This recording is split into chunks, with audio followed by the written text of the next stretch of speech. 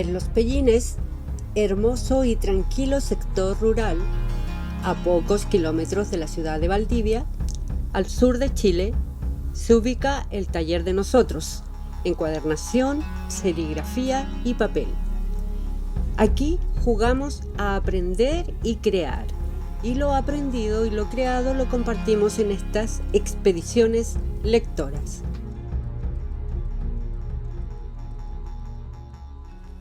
Bien, en la segunda presentación de estas expediciones lectoras 2025 quedamos, recuérdese, en el momento en el que la imprenta hace su aparición y Gutenberg usa la tipografía llamada textura, de muy compleja lectura por la forma de su tipografía. Este invento, el de la imprenta, debido al éxito que tuvo, la importancia que tuvo, rápidamente se disemina por toda Europa, al punto en el que llega a Italia, principalmente a Venecia, y en Venecia la toma la idea Aldo Manuzio, un tipógrafo que junto a su equipo de trabajo deja de lado un poco la tipografía germana, la tipografía gótica, y desarrollan otra en base a lo que ya habíamos visto que desarrolla la tipografía carolingia de los antecedentes romanos anteriores a ellas. Así es como se desarrolla esta tipografía, en la que ya es completamente redondo y fácil de leer, y se inventan algunos detalles que vamos a ver a continuación. Como por ejemplo, lo que tenemos aquí. Ya estamos hablando propiamente de tipografía, y para ello tenemos esto que se llama la anatomía de las letras de la tipografía. Cada letra y sus detalles tienen su nombre. Así, por ejemplo, tenemos el ápice, la punta de arriba de cada tipografía, el hombro, en la N, la contraforma, la parte de adentro de las letras, la contraforma, el bucle, que es la panza, el vientre de las letras, el asta ascendente de las letras, el ojo, la parte interior de ellas, la cola, cuando pega un saltito la pluma al hacer un juego al final ahí, el asta, que es el cuerpo de la letra, el ápice, donde va el punto o el acento o la diéresis en las tipografías, el asta descendente, el eje, que es donde está la parte más delgada, forma un ángulo, se le llama el eje, la unión entre un elemento y otro de la letra se le llama el cuello, lo que cae al final de una tipografía se le llama la lágrima, y lo que afirma, le da una forma al pie, se llaman las serifas, o el pie cuando se habla del elemento completo aquí. Mirando en detalle el elemento serifas, es que mostramos la siguiente lámina, y es esta que tenemos preparada aquí. Y aquí se pueden ver serifas en forma curva, con un talón, en forma recta, o en forma grotesca, que le llaman, muy gruesa aquí, o sin serifa. Entonces, se habla de tipografías serif cuando tienen serifas, y sans serif, sin serifas, cuando están aquí o en palo seco también. En tipografía también se generan en esta época italiana las ligaduras en la E, que es la I, la ST, la TH, la CT y otras que se usan aquí. Esto, que fue inventado hace mucho tiempo, está utilizado hoy en día en nuestra editorial universitaria de la Universidad Austral de Chile.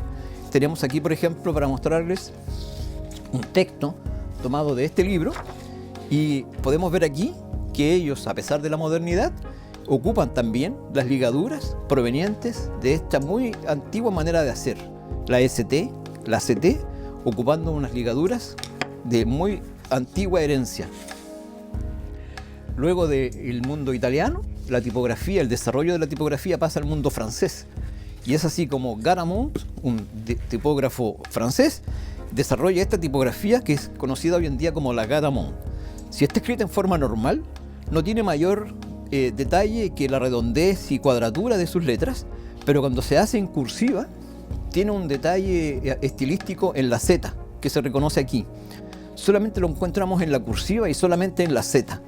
Aquí está normal, está la letra normal, pero en cursiva tenemos la Z, que hace este jueguito aquí, y es la que le da su característica.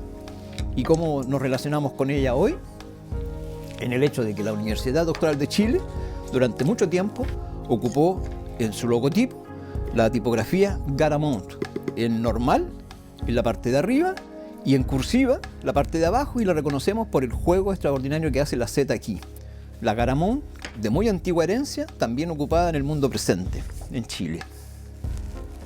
Es tan importante el uso de tipografías por la personalidad que le da a la entidad que las usa o a la persona que las usa, que hubo un tiempo en que el rey Luis XIV, en 1693, manda desarrollar a sus tipógrafos de la corte una tipografía que le represente y sea usada solamente por él. Se crea así entonces esta tipografía que, como tiene herencia romana y está generada por el rey, se le conoce como la romana del rey. Los tipógrafos, para hacerla, generaron cuadrados de 8 por 8 y dentro de ella fueron distribuyendo los espacios de las tipografías, jugando a las matemáticas y desarrollándola de manera muy racional, en las proporciones muy racionales y equilibradas. La única tipografía, en este caso, que tiene una excentricidad es la Q, que pasa su lengua por debajo, aquí.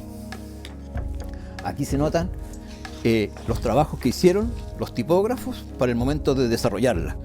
Todos los cálculos de proporciones y de círculos que se circunscriben unos con otros para darle equilibrio y belleza a esta tipografía. Esta tipografía es de las que tienen serifas, entonces es una tipografía serif. Acercándonos a nuestro tiempo presente, tenemos una tipografía muy conocida por todos, que es la Times New Roman, creada en 1932 para el Times de Londres, el periódico. Ahí lo que se hizo fue apretar la tipografía para que entrase más texto en una página y esta tipografía, después de haberse ocupado en el Times de Londres, se ocupó también hasta el 2007 en el Times de Nueva York. Hasta el 2007, momento en el que el Times de Nueva York pasa a formato digital y las tipografías cambiaron para adaptarlas a las pantallas.